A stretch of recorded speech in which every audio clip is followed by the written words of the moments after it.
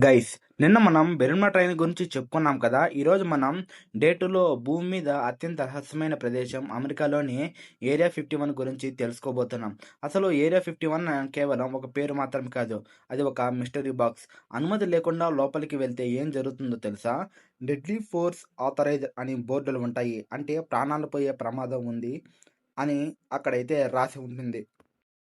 అసలు అక్కడ ఏముంది? ఏలియన్స్నా లేక ఇంకేదైనా వింత టెక్నాలజీనా? పదండి ఈరోజు తెలుసుకుందాం. నిజానికి ఏరియా 51 అనేది అమెరికా ఎయిర్ ఫోర్స్కి చెందిన ఒక రహస్య స్థావరం. దీనికి అధికారికంగా హామీ ఎయిర్పోర్ట్ లేదా గూమ్ లేక్ అని కూడా పేర్లైతే ఉన్నాయి. ఇది లాస్ వేగాస్ నుండి సుమారు 85 మైళ్ళ దూరంలో నెవాడాలో ఎడారిలో అయితే ఉంది.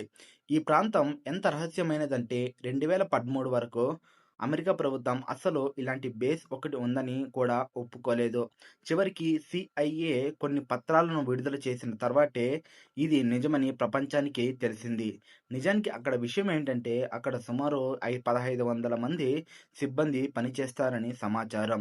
వీరంతా రోజు లాస్ వేగాస్ నుండి జెనెట్ అనే ప్రత్యేక విమానంలో రాకపోకలు కొనసాగిస్తారని ఒక రూమర్ కూడా అయితే ఇప్పటికీ అయితే నడుస్తూనే ఉంది.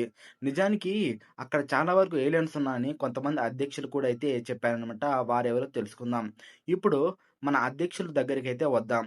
2013లో బరాక్ ఒబామా ఏరియా 51 గురించి బహిరంగంగా మాట్లాడిన మొదటి అమెరికా ప్రెసిడెంట్గా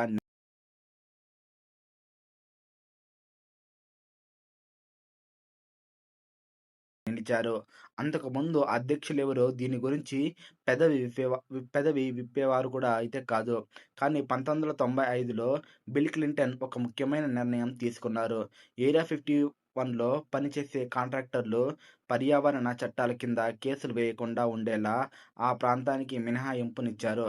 అంటే అక్కడ ఏం జరిగినా, ఎలాంటి ప్రయోగాలు చేసినా అది ప్రాంతానికి మినహాయింపు ఇచ్చారు. ఎలాంటి ప్రయోగాలు చేసినా రహస్యంగా ఉండాలి అన్నమాట. అమెరికా ప్రభుత్వం దీని గురించి చాలా తక్కువ సమాచారాన్ని మాత్రమే బయట పెడుతుంది.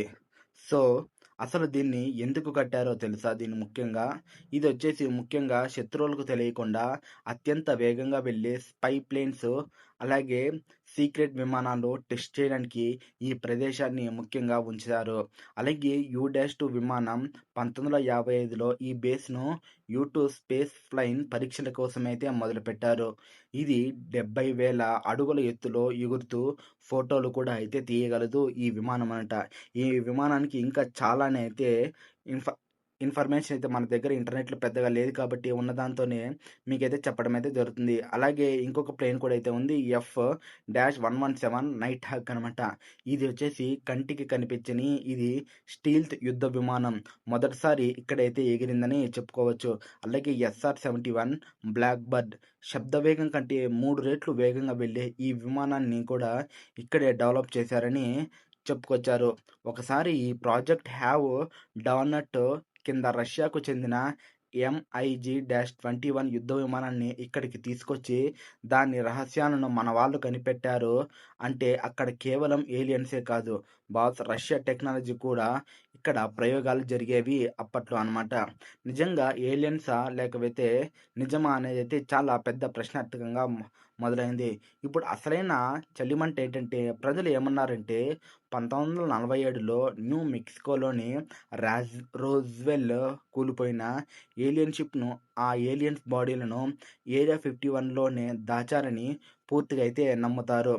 బాబ్ లాజర్ అనే వ్యక్తి 1989లో మాట్లాడుతూ తాను అక్కడ ఏలియన్ టెక్నాలజీ మీద పనిచేశానని చెప్పి ప్రపంచానికి షాక్కి గురి చేశారు.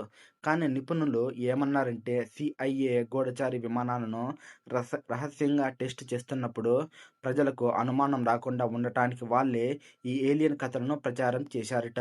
అంటే అదొక ప్లాన్ అన్నమాట. ఇక 2019లో జరిగిన స్ట్రోమ్ ఏరియా 51 అనే ఫేస్బుక్ ఈవెంట్ గుర్తుంది కదా. ఏకంగా 20 లక్షల మంది ఏలియన్స్ని చూద్దాం రండి అని రిజిస్టర్ చేసుకున్నారు. కానీ చివరికి అక్కడ జరిగిందేంటో తెలుసా? కొంతమంది మాత్రమే వెళ్ళి పోస్టర్లు పట్టుకొని నిలబడ్డారు. చూశారుగా బాస్, ఏరియా 51 అనేది అమెరికా ఎయిర్ ఫోర్స్ శిక్షణా కేంద్రం అని ప్రభుత్వం చెబుతున్నా అక్కడ జరిగే పనులు మాత్రం ఇప్పటికీ మిస్టరీగానే అయితే ఉన్నాయి. ఈ విషయాలన్నీ మనం వచ్చేసి కొన్ని అక్కడ నిజంగానే ఏలియన్స్ ఉన్నాయా? మీ అభిప్రాయాన్ని కింద కామెంట్ సెక్షన్‌లో తెలియజేయండి.